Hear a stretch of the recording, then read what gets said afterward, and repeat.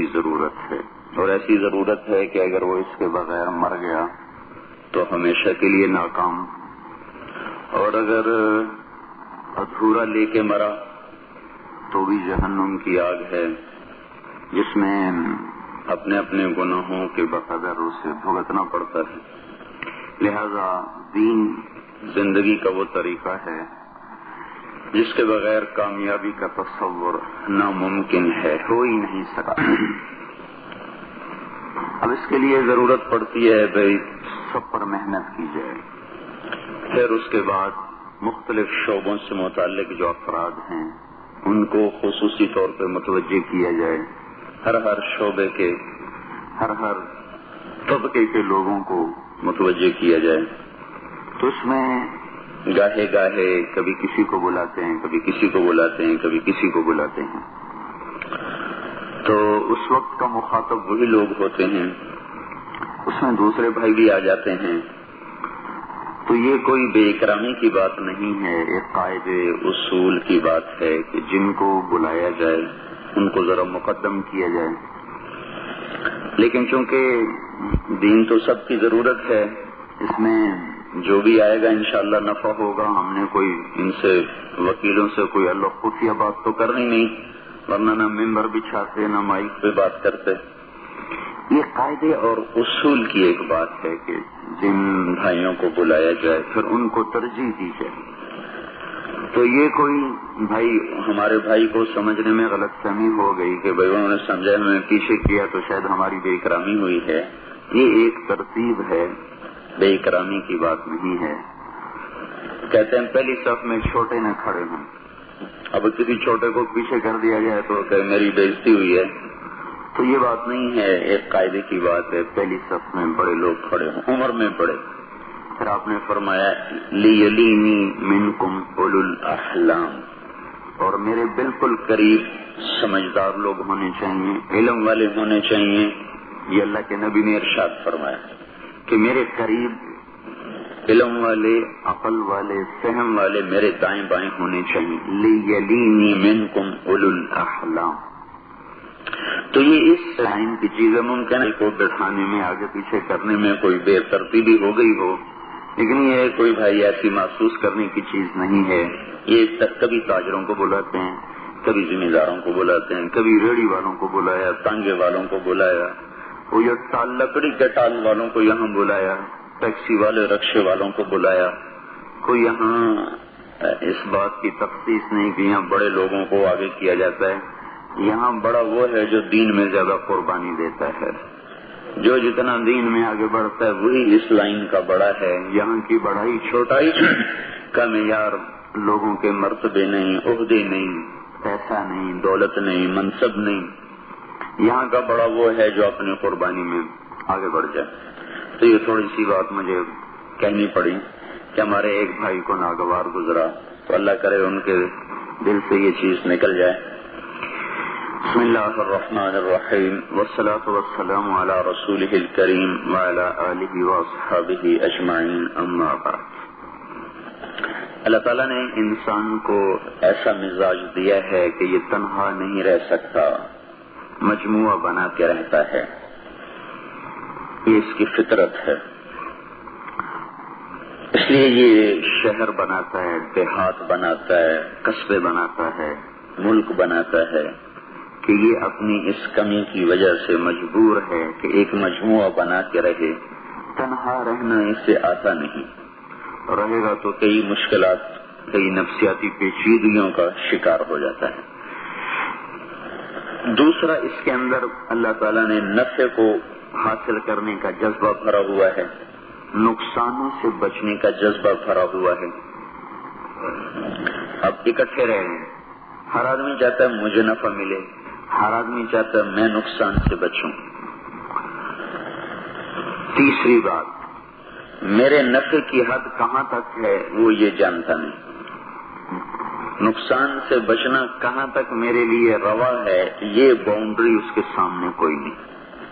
تو لہذا نفع اٹھانے کے جذبے میں یہ اوروں کے نفعوں پر ہاتھ ڈالنا شروع کر دیتا ہے، اپنے آپ کو نقصان سے بچانے کے لیے اوروں کے نقصان کر دیتا ہے۔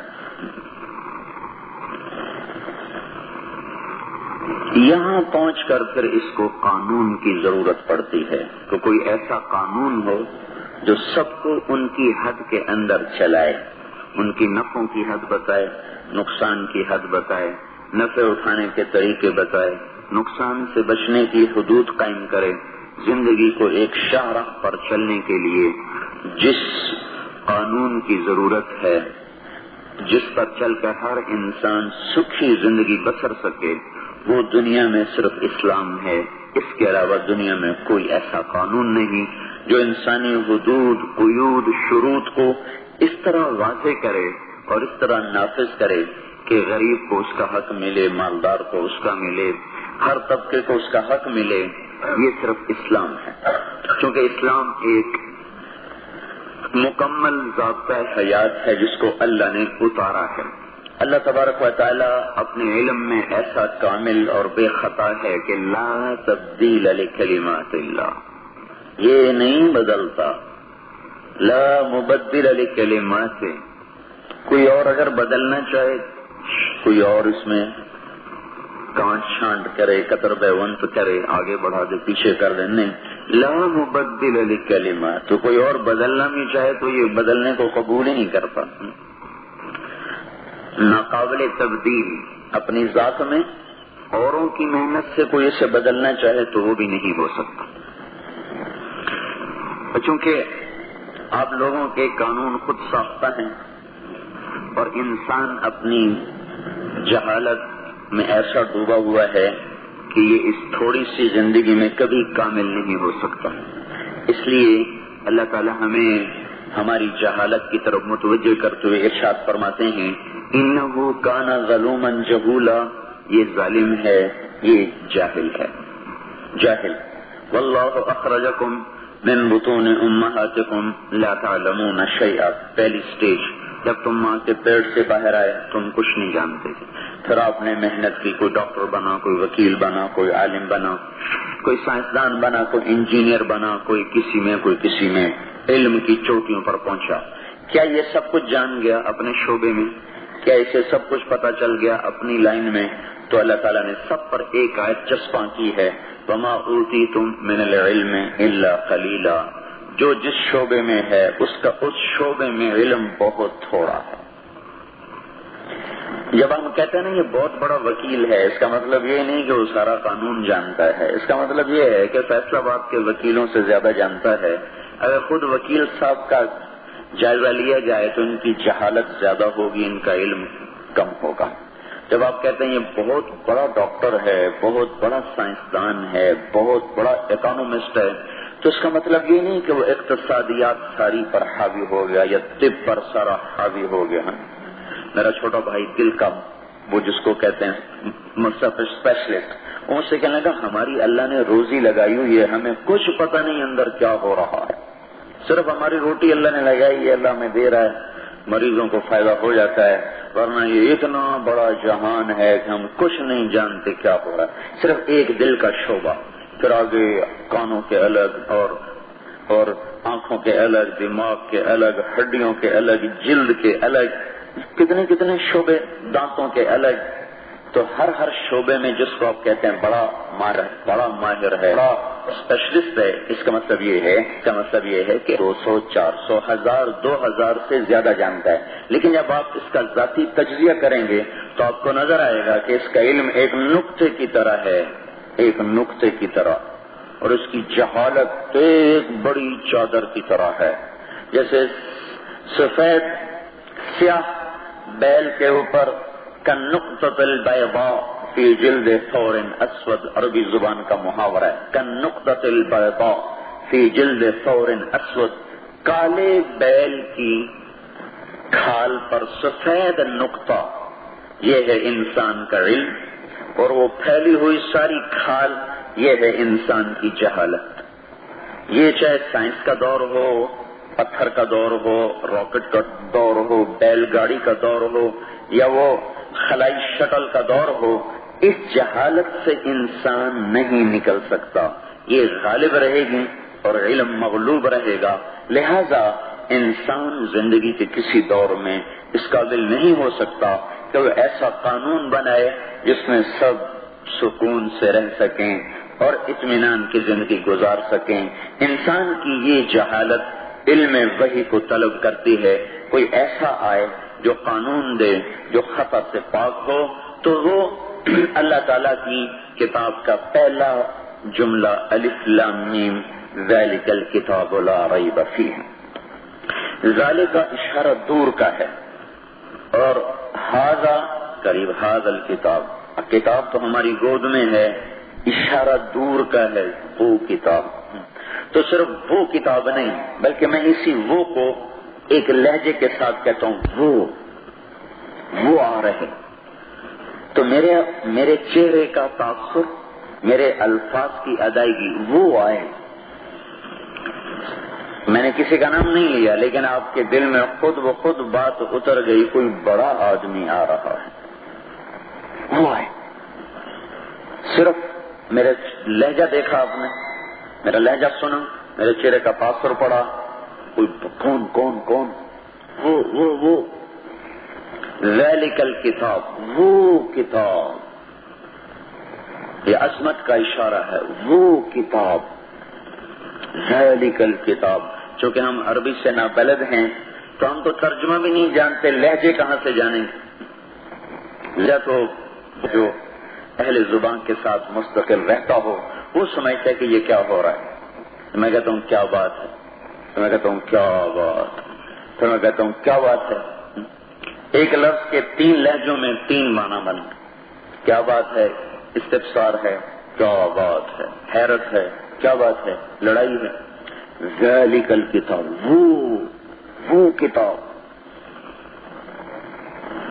تو اتنا تاثر تو اب بھی باقی ہے کہ چاہے وکیل کوئی اپنی تقریب کریں، کوئی تاجر کریں اور کوئی سیاستدان کریں، پہلے ایک آدمی آ کے قرآن کی تلاوت کرتا ہے، کہیں گوشے میں دماغ کے درج ہوئی یہ بات کہ یہ عظیم کتاب ہے، پھر کہ لا ریب فیہ، لا ریب فیہ، اس میں کوئی شک نہیں۔ ریب کا معنی ہم کرتے ہیں شک، شک بذات خود عربی زبان کا لفظ ہے۔ ریب اور شک کے معنی میں بہت فرق ہے، لیکن ہمارے پاس کوئی اور لفظ کوئی نہیں ہے ریب کو واضح کرنے کے لیے۔ 3 لفظ ہیں تردد کو بتانے کے لیے، تردد دماغ میں خلجان ہے، اس کو بتانے کے لیے 3 لفظ ہیں، ایک شک، یہ سب سے سخت ہے، ایک مریا اس سے ہلکا ہے، ایک ریب اس سے بھی ہلکا ہے۔ شک کسے کہتے ہیں؟ وکیل صاحب کو 2 شکوں میں پتہ نہیں چل رہا، یہ لگاؤں کہ یہ لگاؤں، اپنی فائل میں یہ فٹ کروں، یہ ٹھیک ہے، یہ ٹھیک ہے، وہ سر پکڑ کے بیٹھے ہوئے سمجھ میں نہیں آ رہا۔ اس کیفیت کو عربی میں شک کہتے ہیں، جب ایک چیز کے 2 پہلو ہیں، اس میں صحیح واضح نہیں ہو رہا، اس کیفیت کا نام ہے شک۔ اس سے نیچے آ جائیں، 2 پوائنٹ سامنے ہیں، یہ پٹ اپ کروں کہ یہ کروں، بات ابھی کھلی تو نہیں، لیکن ایک طرف دماغ مائل ہو چکا ہے کہ یہ اگر میں بات رکھوں گا تو اس سے میرا کیس مضبوط ہو جائے گا، لیکن ابھی 2 اور 2 4 کی طرح معاملہ واضح نہیں ہے، لیکن کچھ یوں رجحان ہو چکا ہے، کچھ ایک طرف مائل ہو چکا ہے کہ یہ ٹھیک ہے، دوسری طرف گمان جا چکا ہے کہ یہ ٹھیک نہیں۔ اس کیفیت کا نام عربی میں ہے مریا، فلا تک فی مریۃ من لقاء۔ تیسری کیفیت اور نیچے آ جائیں، ریب۔ ریب کیا ہے؟ 2 چیزیں، 2 پوائنٹ سامنے ہیں، 2 شک سامنے ہیں، یہ یا یہ لمحے کی ابتدا میں، لمحہ ہوتا کتنا ہے، لمحے کی ابتدا میں یہ خیال آیا کون سا ٹھیک ہے، یہ یا یہ، اور لمحے کی انتہا میں فوراً بات کھل گئی کہ یہ صحیح ہے، یہ غلط ہے، اس کا فائل میں پٹ اپ کرنا کیس کو قوی کرے گا، اس کا آگے بڑھانا کیس کو کمزور کرے گا۔ یہ ایک لمحے کا ابتدائی نقطے میں جو خلجان تھا اور انتہا میں جا کے جو ختم ہو گیا، اس معمولی سے خلجان کو عربی میں کہتے ہیں ریب۔ تو اب آپ اس آیت کا ترجمہ پڑھیں، الف لام میم ذالک الکتاب، وہ کتاب لا ریب فیہ، ایک پل کے لیے جو دماغ میں کھٹکا ہوتا ہے، یہ کتاب اس سے بھی پاک ہے۔ تو جس قوم کے پاس قرآن جیسا قانون ہو، پھر وہ انگریز کے قانون میں لوگوں کو عدل دینا چاہیں، بڑی پارسی بیچے تیل ہیں، یہ دیکھو قسمت کے کھیل۔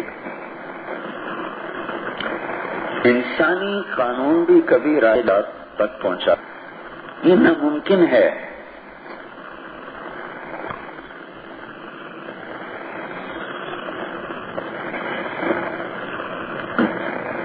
ہمارے نبی کا ارشاد ہے لا تستضیئوا بنار المشرکین، کافر کی آگ سے اپنے گھر کو مت روشن کرو۔ کیا مطلب؟ حسن بصری فرماتے ہیں کہ اس کا مطلب یہ ہے کہ کبھی ان کے علم کو اپنی زندگی کا رہبر مت بناؤ، ان سے مشورے مت لو، انہیں اپنا مشیر مت بناؤ، ان کے علم کو اپنے مسائل کا حل مت بناؤ۔ اندھے ہیں، مسلمان بینا ہے، دیکھنے والا اندھے سے کہے راستہ بتاؤ، اس سے بڑا اندھیر بھی کبھی دنیا میں ہوا؟ ان کے سامنے آخرت ہے ہی نہیں، اور ہم آخرت کے یقین کے ساتھ زندگی گزارنے والے لوگ ہیں، ہماری ان کی تو بنیاد ہی ایک نہیں، تو ہمارے کیسے وہ راہبر بن سکتے ہیں؟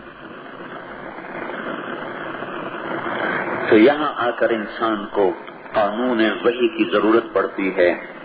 یہ جو قانون وحی ہے، یہ تھوپا نہیں جاتا، یہ نافذ نہیں کیا جاتا، اس کو دلوں میں اگایا جاتا ہے، کیونکہ یہ محبوب کا قانون ہے، حکومت پاکستان کا نہیں، حکومت برطانیہ کا نہیں، پولیس فوج کا قانون نہیں کہ ڈنڈے سے اس پر نافذ کر دیا جائے۔ ماں باپ کی خدمت کون کروائے گا ڈنڈے سے؟ ہم سمجھتے ہیں ہم نے نماز پڑھا دی لوگوں کو، اور ہم نے ہوٹل بند کر دیے رمضان میں، اور شراب خانے بند کر دیے، جوئے خانے بند، یہ بھی بڑی غنیمت ہے۔ اگر اتنا بھی ہو جائے تو اللہ کے آئے عذاب ٹل جاتے ہیں، کیونکہ جب برائی کھلم کھلا ہوتی ہے پھر اللہ کا عذاب اترنے میں دیر نہیں لگاتا، جب برائی چھپ کے ہوتی ہے تو اللہ اپنے عذاب کو مؤخر کر دیتا ہے۔ لیکن میرے بھائیو، دین اس کا نام تو نہیں ہے، اتنے کا نام تو دین نہیں، دین تو 24 گھنٹے کی زندگی ہے، وہ تو محنت سے ہوتی ہے، تربیت سے ہوتی ہے۔ 24 گھنٹے میں ایک مسلمان بن کے چلے، یہ تو سیکھنا پڑتا ہے، بن سیکھے کیسے آئے گا؟ نظروں کی حفاظت حکومت کیسے کروائے گی؟ ماں باپ کی اطاعت حکومت کیسے کروائے گی؟ ہر دکاندار سچ بولے، حکومت کتنے پہرے دار کھڑے کرے؟ وہ پہرے دار ہی ساتھ مل جائے تو پھر راتوں کو اٹھ کے رونے والا کون بنائے گا؟ بازاروں میں چلتے ہوئے نظریں جھکا کے چلنے والا حکومت کیسے بنا سکتی؟ اپنے کانوں کو حرام گانوں سے بند کر لے، یہ کون سی حکومت یہ زور دکھا سکتی؟ چلتے ہوئے تواضع سے چلے، پاؤں میں اکڑ نہ ہو، گردن میں تناؤ نہ ہو، یہ کون سی حکومت سکھائے گی؟ تو اسلام دل میں اگنے والا پودا، کزرع، اللہ تعالیٰ اسلام کو پودے سے تشبیہ دے رہا ہے، کزرع اخرج شطأہ فآزرہ فاستغلظ فاستوى على سوقه۔ دوسری جگہ ألم تر كيف ضرب الله مثلا كلمة طيبة كشجرة طيبة أصلها ثابت وفرعها في السماء۔ یہاں بھی اللہ تعالیٰ کلمہ اسلام کو درخت سے تشبیہ دے رہا ہے۔ تو آپ جانتے نہیں درخت سے پھل لینے کا کیا طریقہ ہے؟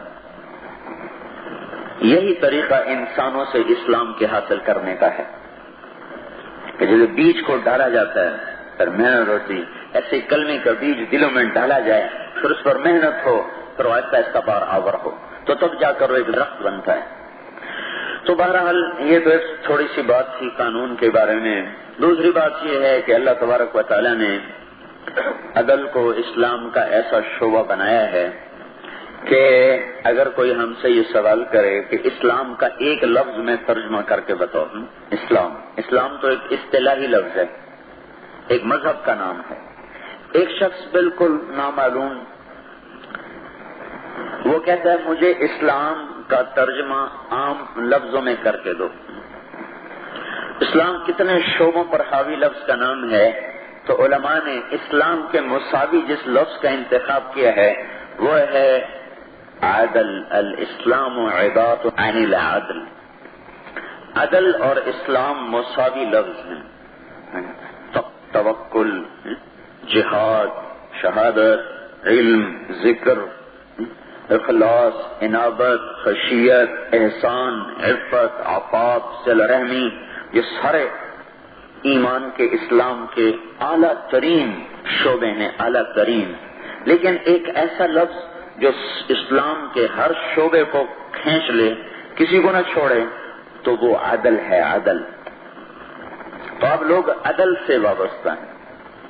تو اگر کوئی ہم سے یوں کہے کہ ایک آیت مجھے بتاؤ جو سارے قرآن کو سمجھا دے، میں سارا قرآن کہاں پڑھوں، 6000 سے اوپر آیات ہیں، مجھے ایک آیت بتا دو، ایک آیت. تو اس کے لیے علماء نے جس آیت کا انتخاب کیا ہے اس کا نام ہے اعدل آیت فی القرآن. قرآن کی سب سے زیادہ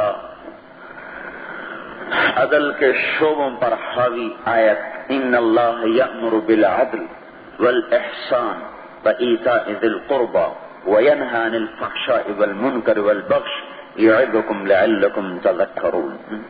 جس کا پہلا بات ہے اللہ تمہیں عدل کا حکم کرتا ہے، احسان ایتاء ذی القربى کا حکم کرتا ہے، فحشاء بغاوت منکر سے تمہیں روکتا ہے. یہ آیت کی ابتدا ہے عدل کے ساتھ. تو عدل کسی بھی قوم کے لیے ریڑھ کی ہڈی کی حیثیت رکھتا ہے. معیشت ہماری ریڑھ کی ہڈی نہیں بن سکتی، کم از کم مسلمان کی ریڑھ کی ہڈی تو معیشت نہیں. اور کسی بھی قوم کی امن اور اطمینان اور چین اور سکون کے لیے جس چیز کو ایک عمود فقری کی حیثیت حاصل ہے وہ ہے عدل. عدل جب عدل مچ جاتا ہے تو سونے کی بارش بھی لوگوں نہیں دیا کرتی. اور جب عدل زندہ ہوتا ہے تو بھوکے رہ کر بھی وہ گھی کے چراغ جلاتے ہیں، اور چیتڑوں میں رہ کر بھی وہ ریشم کے مزے اڑاتے ہیں، روکھی سوکھی کھا کر بھی وہ مرغن غذاؤں کے مزے اٹھاتے ہیں. جب عدل زندہ ہوتا ہے اور جب عدل مٹ جاتا ہے تو میرے بھائیوں گھی کے چراغ بھی روشنیاں نہیں دے سکتے، اور رنگا رنگ زندگی کے پروگرام بھی اس کے دل کے اندر کی دنیا کو چین نہیں دے سکتے، اور رنگینیاں اور خوشبوئیں اور دل فریب نظارے اندر کی دنیا کو آباد نہیں کر سکتے. عدل کا مٹ جانا زندگی کا برباد ہو جانا ہے، اور عدل کا زندہ ہونا زندگی کا آباد ہونا ہے.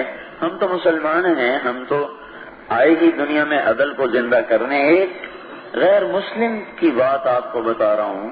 جب دوسری جنگ عظیم میں یوں نظر آ رہا تھا کہ برطانیہ اب گیا اور جرمنی دروازوں پہ دستک دینے لگا، تو چرچل سے کہا گیا کہ اب تو برطانیہ ہاتھوں سے گیا، اب تو جرمنی چڑھ آیا سر پہ. تو اس نے یہ صحیح سوال کیا کہ ہماری فوج کیا کر رہی ہے، ہماری ایئر فورس کیا کر رہی. اس نے کہا بتاؤ ہماری عدالتیں کیا کر رہی ہیں، ہماری عدالتیں کیا کر رہی ہیں. اس سے کہا گیا کہ ہماری عدالتیں انصاف کر رہی ہیں. کہ پھر برطانیہ نہیں گر سکتا، جب تک عدالتوں میں انصاف ہے وہ قوم نہیں گر سکتی. تو آپ ایک ایسے شعبے سے منسلک ہیں جہاں لوگوں کے حقوق وابستہ ہیں. حقوق. آپ کے قلم کی تھوڑی سی غلطی آپ کو بڑے سے بڑے مجرمین کی صف میں کھڑا کر سکتی ہے، اور ایک صحیح چلا ہوا قلم آپ کو بڑے بڑے اولیاء کرام سے اوپر کھڑا کر سکتا ہے. یہ تو اس کی اہمیت بتا رہا ہوں. اب اس کی قیمت کیا ہے؟ قیمت یہ ہے کہ اللہ تعالیٰ قیامت کے دن جب ہر انسان افراتفری میں ہوگا، اور یہ سورج جو اس وقت ہم پر آگ پھینک رہا ہے، یہ ہم سے کوئی 9,30,00,000 میل کے فاصلے پر ہے، اور اس میں ایک سیکنڈ میں 616 billion ton hydrogen, 612 billion ton helium gas میں تبدیل ہوتی ایک سیکنڈ کے اندر. 616 کروڑ ٹن، وہ 612 کروڑ ٹن ہیلیم میں بدلتے ہیں۔ اس تبدیلی میں ایک حرارت پیدا ہوتی ہے، وہ حرارت اتنی طاقتور ہے کہ 5 کروڑ ایٹم بم زمین پہ مارے جائیں، اس سے جتنی آگ پیدا ہوتی ہے سورج 1 سیکنڈ میں اتنی آگ پھینکتا ہے۔ اس سے جو ایک ایک شعلہ نکل رہا ہے وہ کئی لاکھ کلومیٹر لمبا ہے۔ یہ ہم سے 9 کروڑ 30 لاکھ میل کے فاصلے پر ہے۔ اگر یہ 4.5 کروڑ میل پر آ جائے تو ہماری ساری زمین بخارات بن کر ہوا میں اڑ جائے گی، بخارات بن کے۔ اور اگر یہ 1 میل کے فاصلے پر آ جائے تو پھر کیا ہوگا؟ اگر یہ 4.5 کروڑ میل پر ہو تو زمین بخارا، وکیل صاحب نہیں، عدالتیں بھی تحلیل ہو جائیں گی، شیخ صاحب نہیں، فیکٹری بھی تحلیل ہو جائے گی، ہر چیز تحلیل۔ قیامت کے دن یہ سورج 1 میل کے فاصلے پر ہوگا۔ اب آپ دیکھیں کہ کیا حال ہوگا اس دھوپ میں جلنے والوں کا، اور جسم پہ کپڑا کوئی نہیں، سر پہ ٹوپیوں میں جوتا نہیں، پتہ نہیں کیا حال بنے گا۔ 50,000 سال کا دن ہے۔ فی یوم کان مقدارہ 50,000 سنہ۔ اس دن اللہ تعالیٰ کچھ لوگوں کو اپنے عرش کا سایہ دے گا، جس دن اس کے سائے کے سوا اور سایہ نہیں، اور جو اس سائے میں چلا گیا وہ تو بچ گیا، باقی برباد ہو گیا۔ یہ جو سایہ ہے عرش کا، اس کے بارے میں اللہ کے نبی نے فرمایا سبعۃ یظلھم اللہ تعالی یوم القیامۃ یوم لا ظل الا ظلہ۔ اللہ 7 قسم کے لوگوں کو اپنا عرش کا سایہ دے گا، جس دن اس کے سائے کے سوا کوئی سایہ نہ ہوگا۔ تو یہاں انتخاب ہوتا کسی بڑے ولی کا، کسی صدیق کا، کسی شہید کا۔ اسلام میں تو شہادت سب سے بڑا رتبہ ہے، جہاد سب سے بڑا عمل ہے، تو ایسوں کو سب سے پہلے بلایا جاتا۔ لیکن اللہ کی سنو، اللہ تعالیٰ ارشاد فرمائے گا ہاں بھائی سب سے پہلے عادل حکمران میرے سائے کے نیچے آ جائیں۔ عدل والے، قاضی، جج، حکمران، محکموں کے سربراہ جنہوں نے عدل کیا، اور آج اس مفہوم میں ایک اضافہ ہو چکا، وہ وکیل جو کسی مظلوم کو عدل لے کر دینے کے لیے کوشاں ہے، یہ بھی اس دن عرش کے سائے تک جا سکتا ہے، عدل لے کے دے۔ اور اگر وہ ظالم ہی کے لیے قلم چلا رہا ہو، چند ہزار کی فیس کے پیچھے چند لاکھ چند کروڑ بھی لے لے، اور ایک ظالم کو چھڑانے کے لیے اپنا علم استعمال کر دے، تو کیا دن ہوگا جب ظالم اور مظلوم کے درمیان اللہ خود فیصلہ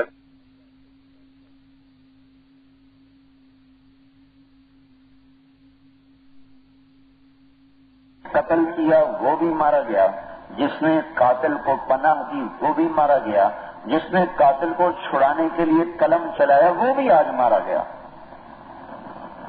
ہمارے نبی پاک کا ارشاد ہے ایک شخص کے قتل کرنے پر ساری دنیا اگر متفق ہو جائے قتل ناحق کا، تو اللہ اس ایک کے بدلے میں ساری دنیا کو دوزخ میں ڈال دے گا۔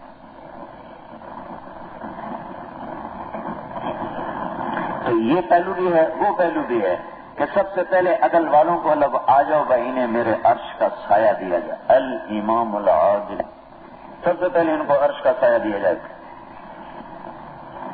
پھر ایک اور حدیث، ان فی الجنۃ لدرجۃ لا ینالھا الا ثلاث، جنت الفردوس میں ایک مقام اعلیٰ ہے جہاں صرف 3 قسم کے لوگ جا سکتے ہیں، چوتھا نہیں جا سکتا ہے۔ اس میں بھی پہلا الامام العادل، عادل حکمران، عادل قاضی، عدل کو قائم کرنے والا، جس کے ذمہ عدل ہو اور اس پہ پس جائے۔ ہاں یہ اتنا بڑا درجہ اصل میں ہے یوں کہ جب کوئی مظلوم کی مدد کرتا ہے نا تو اس کے اندر سے جو دعا نکلتی ہے وہ اس کو اڑا کے لے جاتی ہے، سپر سونک بنا دیتی۔ آدمی اپنے عملوں سے وہاں تک نہیں پہنچتا جہاں تک وہ مظلوم کی دعا سے پہنچ جاتا ہے، اور جب مظلوم بد دعا کرتا ہے تو ایک ایسی آگ ہے جو ہمالیہ پہاڑ پر بھی گرے تو اس سے جلا کے راکھ کر دے۔ اگر یہ جہان جزا سزا کا ہوتا تو یہ کب کا جل کے ختم ہو چکا ہوتا۔ مظلوم کافر کیوں نہ ہو، اللہ کی مدد اس کے ساتھ ہے، مظلوم کے ساتھ اللہ ہے، چاہے وہ مشرک ہے، داریہ ہے، ظالم کی اللہ پکڑ کرتا ہے، چاہے وہ مسلمان ہے چاہے کافر ہے۔ اللہ کی ڈھیل کو ہم سمجھتے ہیں کہ اب شاید اللہ کچھ کر نہیں رہا، نہیں، لا تحسبن اللہ غافلا عما يعمل الظالمون۔ کیسے طاقتور الفاظ ہیں، اللہ تعالیٰ فرما رہے ہیں یہ نہ سمجھو کہ میں ظالموں سے غافل ہو گیا ہوں۔ اچھا، ہم یہ سمجھتے ہیں، ایسی ایک بات ذہن میں اچانک آ گئی کہ ظلم صرف کسی کو مارنے کا نام ہے، لوٹنے کا نام ہے۔ ایک اور ظلم بھی ہے، ابھی اچانک ذہن میں ہے، الجفا کل الجفا، بہت بڑا ظلم ہے، بہت بڑا ظلم ہے۔ تو سب نے ایسے سر اٹھا، کیا کہہ رہے ہیں اللہ کے رسول، کیا کہہ رہے ہیں؟ نفاق ہے، سراسر نفاق ہے۔ کیا ہوا، کیا ہوا؟ کون کا جو اذان کی آواز سنے اور نماز کو نہ جائے، یہ بہت بڑا ظالم ہے۔ ایسے ظالموں سے سارا فیصلہ باد بھرا پڑا ہے۔ زمین دبانے والے، ہیرا پھیری کرنے والے بھی بہت زیادہ ہیں، پر یہ ظالموں سے ساری عدالتیں بھری پڑی، سارے بازار بھرے پڑے، سارے گھر بھرے پڑے، کچہریاں بھری پڑی، کھیت کھلیان بھرے پڑے، دیہات و قصبات بھرے پڑے ہیں کہ اذان کی آواز ہے اور مسجد ویران ہے۔ یہ بھی ظلم ہے، یہ ظلم ہے بندے اور رب کے درمیان۔ جو ظلم اور بندے کے درمیان یہ بہت شدید اور خطرناک ہے۔ اس میں جو عدل میں استعمال ہوا وہ بڑا اونچا گیا، اور جو ظلم کے ساتھ لگ گیا، ظلم کے لیے استعمال ہوا، ہلاک ہو گیا، ختم ہو گیا۔ ظالم کی نسل کبھی نہیں پنپتی، اور مظلوم کو بڑھنے سے کوئی نہیں روک سکتا۔ مظلوم ہمیشہ پھلتا ہے، پھولتا ہے، ظالم ہمیشہ مٹتا ہے، مرتا ہے۔ ممکن ہے دنیا میں بہت اونچا نظر آیا، پھر ایک دن آگے بھی تو آ رہا ہے جس میں اللہ تعالیٰ خود فیصلہ کرنے کے لیے آئے گا۔ لا ظلم اليوم، لا ظلم اليوم، آج ظلم نہیں ہوگا۔ وامتازوا اليوم ایھا المجرمون، اے مجرمین کی جماعت ایک طرف ہوگی۔ تو آپ بھائیوں کی خدمت میں گزارش ہے، لوگوں کو عدل لے کر دیں۔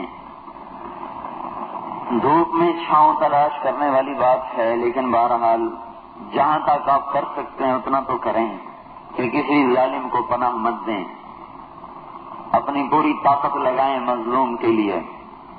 تنگیاں آئیں تو اللہ سے نماز پڑھ کے مانگیں۔ اللہ تعالیٰ کے نبی کی خدمت میں ایک شخص ہے، جی میرا رزق تنگ ہے، کوئی وظیفہ بتا دیں۔ آپ نے ارشاد فرمایا باوضو رہا کر، تیرا رزق کھل جائے گا۔ آسان وظیفہ، کوئی زور نہیں لگتا، آسان کام۔ قدیم علی الطہارہ، یہ وقت لے کا رزق باوضو ہے، اللہ تیرا رزق کھول دے گا۔ کئی جگہ وکیلوں سے بات کرنے کا اتفاق ہوا ہے، تو بعض کہتے ہیں جی ہمیں پتا، اگر ہمیں پتہ ہی نہ ہو کہ یہ ظالم ہے مظلوم ہے پھر کیا کریں؟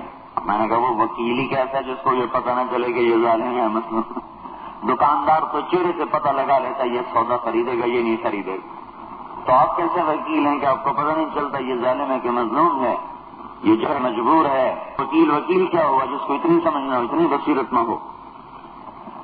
تو چونکہ آپ لوگوں کے ساتھ حقوق وابستہ ہیں، حقوق، اور یہ بڑا شدید معاملہ ہے، بہت شدید معاملہ ہے حقوق کا، اور اسی وقت میں بڑا عظیم الشان معاملہ ہے، عظیم الشان محنت ہے۔ ہوائی جہاز پہ چلنے والا فیصل آباد سے کراچی 1.25 گھنٹے میں پہنچ جاتا ہے، ریل پہ جانے والا 20-24 گھنٹے میں پہنچتا ہے، لیکن اگر جہاز کا رخ زمین کی طرف ہو جائے تو ہلاکت کی طرف بھی وہ سیکنڈ میں آتا ہے، سیکنڈ میں۔ تو جس کی پرواز بلند ہوتی ہے اس کی ہلاکت اسی لحاظ سے ہوتی۔ تو ایک تو گزارش یہ تھی بھائیوں کہ آپ کے ساتھ لوگوں کے حقوق وابستہ ہیں، قلم کو احتیاط سے چلائیں۔ ایک فائل جب تیار کرتے ہیں تو دوسری فائل اللہ بھی تیار کروا رہا ہوتا۔ ایک قلم جج کا چلتا ہے، ایک کرامن کاتبین کا چلتا ہے، ایک قلم وکیل کا چلتا ہے، ایک اللہ کے فرشتوں کا چلتا ہے۔ یہ قلم کا لکھا تو آپ بھول جائیں گے، اللہ کا لکھا ہوا نہ اللہ بھولتا ہے نہ اللہ کے فرشتے بھولتے ہیں، اور اللہ کل کو سامنے کر دے گا اور انسان کہے گا ما لهذا الكتاب لا يغادر صغيرة ولا كبيرة الا احصاها ووجدوا ما عملوا حاضرا۔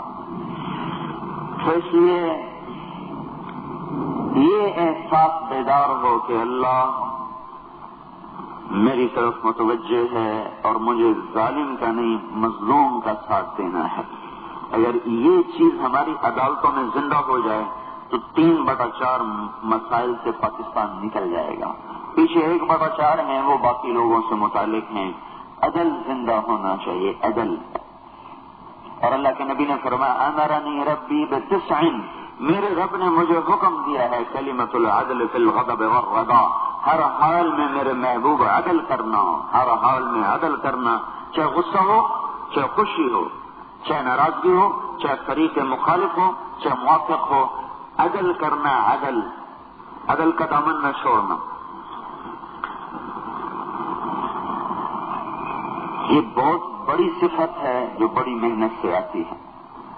اب بات یہ ہے کہ درخت سے پھل بھی لینا ہو، سایہ بھی لینا ہو، بڑھوتری بھی لینی ہو، نفع بھی لینا ہو، تو ایک شاخ کو ہرا بھرا کرنے سے مسئلہ نہیں حل ہوگا. سارے درخت میں روح ڈالنی پڑے گی، سارے درخت کو زندہ کرنا پڑے گا. تو عدل بے شک اسلام کا بہت بڑا شعبہ ہے، پورے اسلام کے شعبوں پر حاوی ہے. لیکن جب اسلام ہی مرجھا جائے گا تو اسلام والا عدل کہاں سے زندہ ہوگا؟ تو ضرورت ہے کہ پورے اسلام کو زندہ کرنے کی محنت کی جائے. پورا اسلام آئے گا تو عدل بھی زندہ ہوگا، حیا بھی، پاکدامنی بھی، دیانت بھی، صداقت بھی، ہر چیز. جب کبھی ہم زندہ تھے تو اندلس کا بادشاہ تھا منذر، بنو امیہ کو زوال آیا 132 ہجری میں. بنو عباس غالب آ گئے تو ان میں سے ایک نوجوان عبد الرحمن، یہ بات صاحب چھپتا چھپاتا اندلس پہنچ گیا. وہاں اس نے 137 ہجری میں بنو امیہ کی ایک اور بنیاد رکھ دی سلطنت کی. یہ حکومت 350 برس چلتی رہی. پھر 350 برس کے بعد پھر اس میں جو وہاں کے دوسرے قبائل تھے وہ غالب آ گئے، طوائف الملوکی ہو گئی. 350 سال پھر حکومت. اس میں ایک بادشاہ گزرا، اس کا نام تھا منذر. اس کا اکلوتا بیٹا ولی الاحد، اس نے ایک یہودی کو قتل کر دیا. عدالت میں کیس گیا، انہوں نے وہ رسا کو رقم دے کے راضی کر لیا. شریعت کے مطابق فیصلہ ہو گیا کہ بھائی وہ رسا نے خون بہا لے لیا، لہذا قصاص چل گیا. یہ ساری رپورٹ بادشاہ تک پہنچی تو اس نے اگلے دن دربار عام بلایا. دربار عام ساری رعایا کو بھی اکٹھا، جتنے ہو سکے، خواص بھی، مشیر بھی، اہل خاندان. پھر اس نے خطبہ دیا اور پھر کہا کہ بات یہ ہے کہ میں اپنے بعد یہ سنت جاری نہیں کرنا چاہتا کہ بادشاہوں کی اولاد طاقت کے غرور میں رعایا کو قتل کرے اور مال کے زور پر اپنا خون معاف کرا لے. میں یہ بات اپنے ذمے نہیں لینا چاہتا، لہذا بطور چیف جسٹس میں اس فیصلے کو کالعدم قرار دیتا ہوں اور یہودیوں کی طرف سے میں خود مدعی بنتا ہوں اور اس فیصلے کو کالعدم قرار دے کر قصاص کے حکم کو بحال کرتا ہوں اور میں خود یہ ذمہ داری ادا کروں گا. اور یہ کہہ کر ممبر سے اترا، اپنی تلوار نکالی اور بیٹے سے کہنے لگا مجھے پتا ہے تیری ماں کو بڑا دکھ ہوگا اور میں بھی تیرے بغیر نہیں رہ سکتا، لیکن میں تجھے اس اللہ پر قربان کرتا ہوں جس اللہ نے مجھے اس جگہ بٹھایا. اور ایک ہاتھ سے اس کی گردن اڑا دی.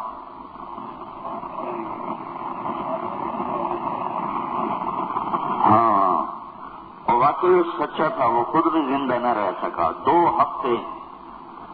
ہفتے اس کے بعد اس کا حال یہ تھا کہ ساری رات جاگتا رہتا، نیند نہیں آتی تھی، جاگتا رہتا. ہاتھوں سے بیٹا قتل کر دینا آسان کام، اور ساری رات پاگلوں کی طرف پھرتا رہتا. آخر 2 ہفتے کے بعد انتقال ہو گیا. حکومت دوسرے گھر چلی گئی. یہ گوارا ہے، اپنے ہاتھوں سے بیٹے کی گردن اڑا دی. یہ گوارا ہے، پر اللہ کے امر، اللہ کی شریعت کا تقدس. ظاہری لحاظ سے تو بات تھی کہ شریعت کے مطابق تھی، لیکن اندر میں جو چھپی ہوئی ایک گہری بات تھی وہ وہاں تک پہنچا. کل کو جتنے قاتل آج قتل کر رہے ہیں سب اکٹھے ہو کر قابیل کی گردن میں پڑ رہے ہیں. ہر قاتل اپنی ذات میں بھی مجرم اور اس کے قتل کا جرم جا کر قابیل کی گردن پر بھی پڑتا ہے جو دنیا کا سب سے پہلا قاتل تھا. من سن سنتا سیئتا فلہ وزرها وَوِزْرُ مَنْ عَمِلَ بِهَا، جو برائی کو رائج کرتا ہے تو برائی کرنے اس کو اس کا بھی گناہ ملتا ہے، جو اس برائی پر چلتے ہیں ان کا گناہ بھی اسے ملتا ہے۔ تو ضرورت اس بات کی ہے کہ پورا دین زندہ ہو تو پھر ہر شعبہ زندہ ہوگا۔ جس میں نے شروع میں عرض کیا، پورے دین کو زندہ کرنے کے لیے کوئی چھو منتر نہیں، کوئی طاقت نہیں کہ جس سے زبردستی منوا لیا جائے۔ اس کی مثال ایسے ہے کہ بھائی ایک بچے سے کہا جائے تو نے کل وکیل بننا نہیں تو تیری خیر نہیں، تیری جھوٹ پرشاد ہوگی، کل تجھے وکیل ہونا چاہیے۔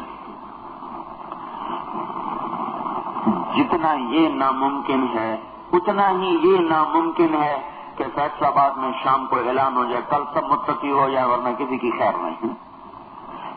جیسے ایک بچے کو یہ کہنا کہ تو کل وکیل ہونا چاہیے نہیں تو ہم تیری ٹھکائی کریں گے، یا تجھے 10 کروڑ روپیہ انعام دیں گے، یا تیرا منہ ہم سونے چاندی سے بھر دیں گے، یہ سارے وعدے وعید کے باوجود یہ ناممکن ہے کہ 15 سال کا بچہ وہ کل کو وکیل بن کے کھڑا ہوا ہو اور فیصلہ آباد کی عدالت میں دلائل پیش کر رہا ہو۔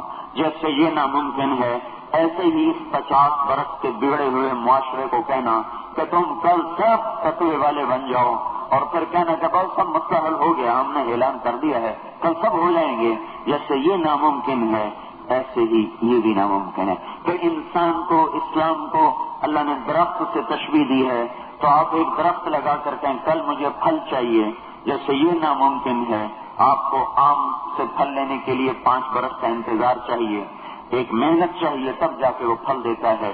ایسے ہی کسی انسان سے کہنا کہ کل مجھے سچائی کا پھل دو، تقوی کا پھل دو، انصاف کا پھل دو، پاک دامنی کا پھل دو، حیا کا پھل دو، وہ کانٹے دار بن چکا ہے، آپ اس سے پھل کے تقاضے کر رہے ہیں، یہ کیسے ہوگا؟ اس کی سرشت تو ہم بدلیں۔ اب بدلنے کے لیے کوئی چھو منتر نہیں، جہد ہے، جہد مسلسل، دین پر آنے کے لیے محنت کرنا، جس میں لوگوں کو اللہ سے جوڑنا سب سے پہلے درجے کا کام۔ یہ کام 1.25 لاکھ نبیوں نے کیا کہ بگڑی ہوئی انسانیت کو اللہ سے جوڑتے تھے۔ جوڑنے کا طریقہ کیا تھا؟ ان کو اللہ کی طرف بلاتے تھے، اللہ کی طرف متوجہ کرتے تھے، لاٹھی ڈنڈے کے بغیر۔ لوگوں اللہ بہت بڑا ہے، اللہ بہت بڑا ہے، لوگوں اللہ کی مانو۔ فَقُلْتُ اسْتَغْفِرُوا رَبَّكُمْ إِنَّهُ كَانَ غَفَّارًا يُرْسِلِ السَّمَاءَ عَلَيْكُمْ مِدْرَارًا وَيُمْدِدْكُمْ بِأَمْوَالٍ وَبَنِينَ وَيَجْعَلْ لَكُمْ جَنَّاتٍ وَيَجْعَلْ لَكُمْ أَنْهَارًا مَا لَكُمْ لَا تَرْجُونَ لِلَّهِ وَقَارًا وَقَدْ خَلَقَكُمْ أَطْوَارًا أَلَمْ تَرَوْا كَيْفَ خَلَقَ اللَّهُ 7 سَمَاوَاتٍ طِبَاقًا وَجَعَلَ الْقَمَرَ فِيهِنَّ نُورًا وَجَعَلَ الشَّمْسَ سِرَاجًا وَاللَّهُ أَنبَتَكُم مِّنَ الْأَرْضِ نَبَاتًا ثُمَّ يُعِيدُكُم فِيهَا وَيُخْرِجُكُم إِخْرَاجًا وَاللَّهُ جَعَلَ لَكُمُ الْأَرْضَ بِسَاطًا لِتَسْلُكُوا مِنْهَا سُبُلًا فِجَاجًا۔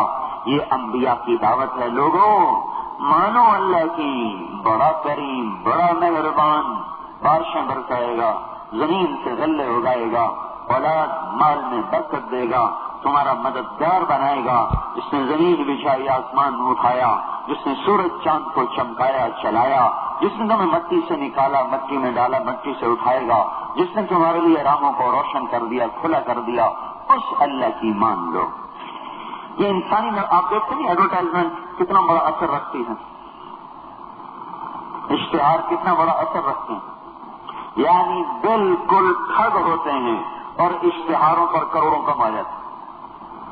گورا کرنے والی کریم دیکھیں گے، ان کی بھی کریمیں بھی کریں گے، پچ کے گال سرخ ہو جائیں گے، ان کی بھی دوائیاں بھی کریں، اور کبھی کسی کے پچ کے گال گولیوں سے بھی سرخ ہو لیکن ان کی بھی چل جاتی۔ یہ اشتہار ایسی طاقتور چیز، انسان اصل میں اثر لینے والی مخلوق ہے نا، اور اس قدر دیوانہ ہے اثر لینے میں کہ افسانہ، کتاب بھی اوپر لکھا ہوا ہے افسانہ، یعنی ایک جھوٹی کہانی، پھر اس میں کوئی جذباتی واقعہ آتا ہے تو بیٹھا رو رہا ہوتا ہے، ارے بھائی کیوں رو رہے ہو؟ وہ لکھا نہیں تو نہیں، دیکھا نہیں، افسانہ، افسانے کا مطلب جھوٹ ہے، پھر کیوں رو رہا ہے؟ یہ ایسا ہے۔ تو اللہ تعالیٰ نے اس کمزوری کو سامنے رکھتے 1.25 لاکھ نبیوں سے کہا جاؤ میری تشہیر کرو، میری تشہیر کرو، میرے بینر لگاؤ، لا الہ الا اللہ کے نغمے کی صدا لگاؤ۔ اور آخر میں حضرت محمد صلی اللہ تعالی علیہ وسلم کو سارا عالم، سارے انسان، سارے زمانے دے کر بھیجا۔ اور مزے کی بات یہ ہے کہ سارا جہان ذمے اور پیدا ہو رہے ہیں کہ فقر ولد یتیما عاش فقیرا مات مسکینا، یتیم پیدا ہوئے، فقر کی زندگی گزاری اور مسکنت کی موت پائی، اور سارا عالم، سارے زمانے، سارے انسان، سارے جہان، سارے جنات میدان محنت۔ اللہ بھائی اس کا تقاضا تو یہ تھا کہ آپ آج بذات خود مدینہ میں موجود ہوتے، نوح علیہ السلام کی اگر عمر مل جاتی ہمارے بھی مزے ہو جاتے، ہم بھی اللہ کے نبی کا دیدار کر لیتے، کیونکہ ابھی تو 1423 سال ہوئے ہیں اور نوح علیہ السلام زندہ رہے 1450 سال، 1450 سال عمر پائی۔ تو اگر ہمارے نبی موجود ہوتے تو ہم سب آپ کا دیدار کرتے، ہم سارے صحابی ہوتے، سب ہم مل کے تبلیغیں کرتے، امریکہ جاتے، اور آج تو دنیا ایک ہوگی، گلوبل ہوگی، تو بھائی ہم جہاز پہ آسٹریلیا جا رہے ہیں، امریکہ جا رہے ہیں، افریقہ جا رہے ہیں، ہوائی جا رہے ہیں، اور فیجی جا رہے ہیں، اور دنیا کے جزیروں میں جا رہے ہیں، سراہوں میں جا رہے ہیں، گاڑیاں موجود، جہاز، ہمارے نبی بھی ساتھ، ہم بھی ساتھ، مزے ہوتے۔ لیکن آپ دیکھتے نہیں کتنے مختصر گنے چنے ایام، 22,330 دن اور 6 گھنٹے آپ کی ٹوٹل زندگی، 63 برس اور 4 دن قمری لحاظ سے، 63 برس اور 4 دن قمری لحاظ سے، اس میں سے 1 سال اور کچھ مہینے اور گھٹا دیں تو آپ 62.5 سال کے قریب شمسی لحاظ سے آپ کی عمر بنتی ہے 22,330 دن 6 گھنٹے۔ اس میں سے جو نبوت کے ایام ہیں وہ 23 سال، 8,156 دن آپ کی نبوت کے ہیں۔ اتنی مختصر مدت، اتنا بڑا وسیع میدان، تو پیچھے کون کام کرے گا؟ پیچھے کون اس بوجھ کو اٹھائے گا؟ آپ تو جا رہے ہیں، جب آپ جا رہے تھے تو صرف جزیرت اور عرب میں اسلام پھیلا تھا، باقی سارا عالم خالی تھا۔ اب کون آئے گا؟ فرشتے اور صحابہ بھی ایک حد تک زندہ رہے، پھر آگے کون اٹھائے گا؟ تو اتنی مختصر زندگی، اتنا تھوڑا سا وقت، اور وہ بھی فقر، ایسے گھر میں پیدا ہوئے کہ کوئی عورت ان کو دودھ پلانے کو تیار نہیں۔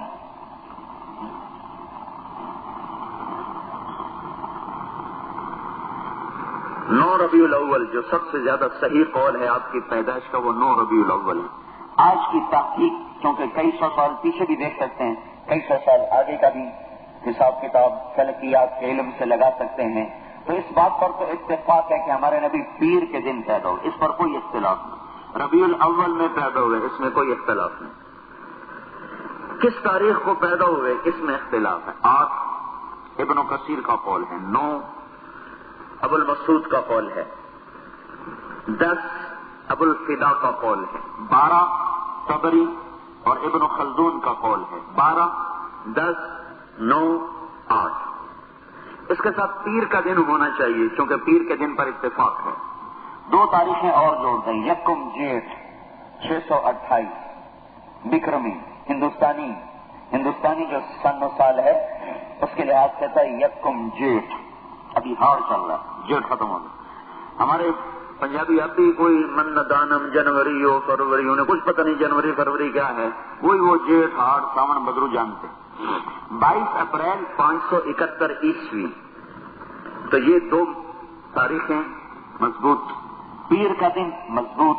جب اس ترکون کو ہم جوڑتے ہیں تو پیر کا دن یکم جیٹھ 22 اپریل 628 571، یہ صرف 9 تاریخ کے ساتھ میل کھاتی ہیں اور کسی تاریخ کے ساتھ میل نہیں کھاتی، صرف 9 تاریخ متعین ہوتی ہے اس ساری چیزوں کے ساتھ۔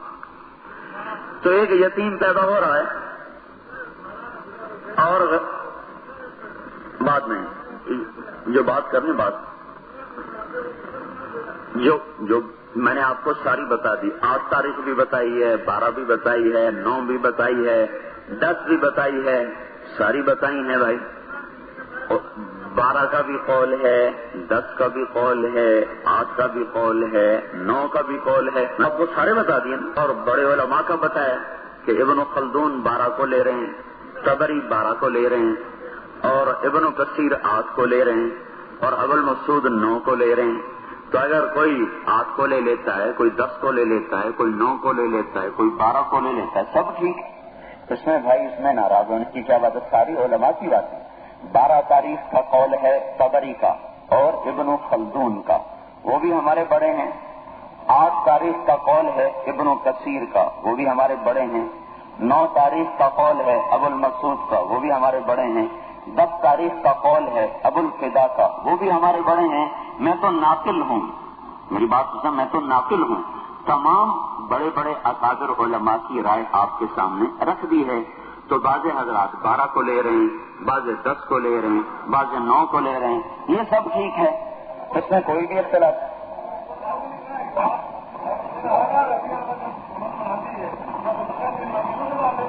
نہیں. میں تو نہیں کہہ رہا ہوں غلط منا رہے ہیں.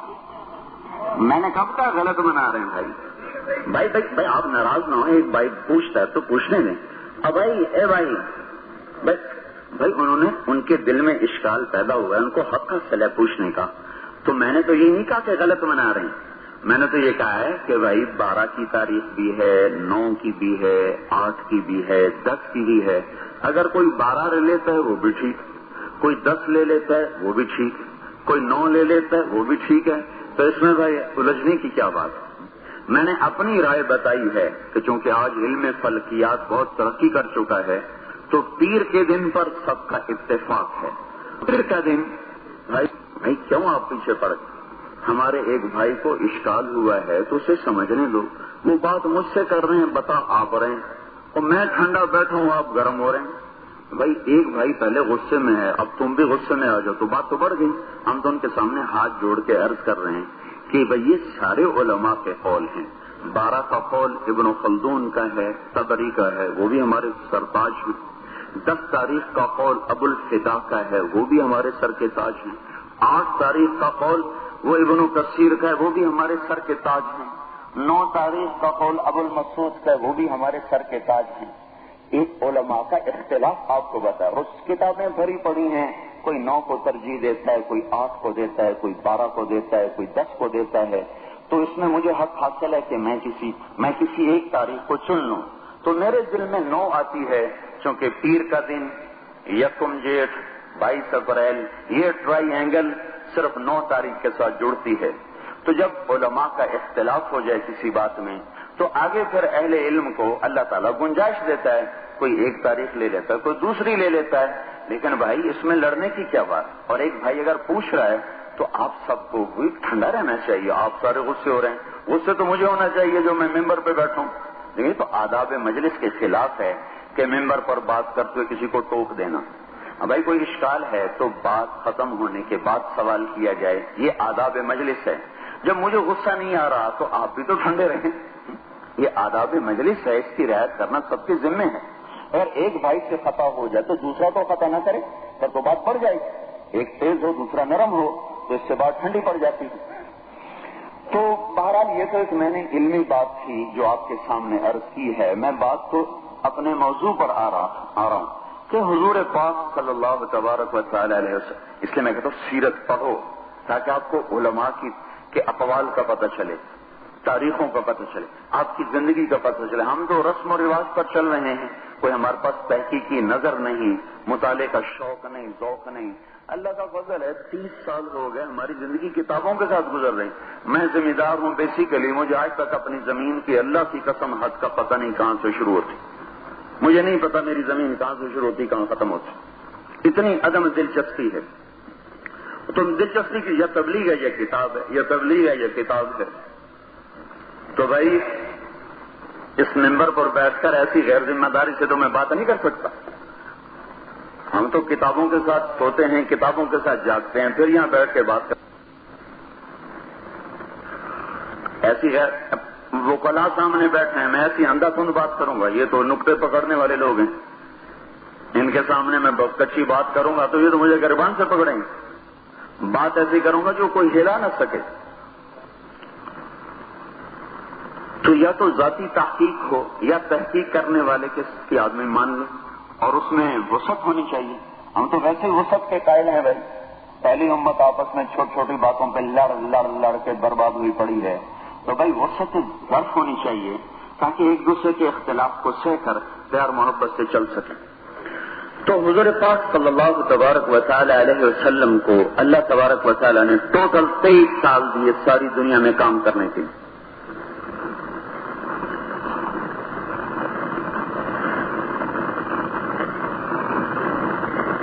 اس 23 سال میں سارا عالم، سارے انسان، سارے زمانے، سارے جنات ہیں. تو بات کون پہنچائے؟ لوگوں کو دین پہ لانا ہے. لانے کے لیے ہمارے پاس کوئی چھو منتر نہیں ہے، محنت ہے، منت خوشامد ہے. کبھی ان کو کھینچو، دروازے کھٹکھٹاؤ، دستک دو، بلاؤ، جو نبیوں نے کیا. اتنے آپ با اختیار ہیں کہ انگلی کے اشارے سے چاند کے 2 ٹکڑے ہو گئے. اتنا اختیار اللہ نے دیا. اور اس سے بھی بہت پہلے جب آپ پنگھوڑے میں ہیں، پنگھوڑے میں حضرت عباس رضی اللہ تعالی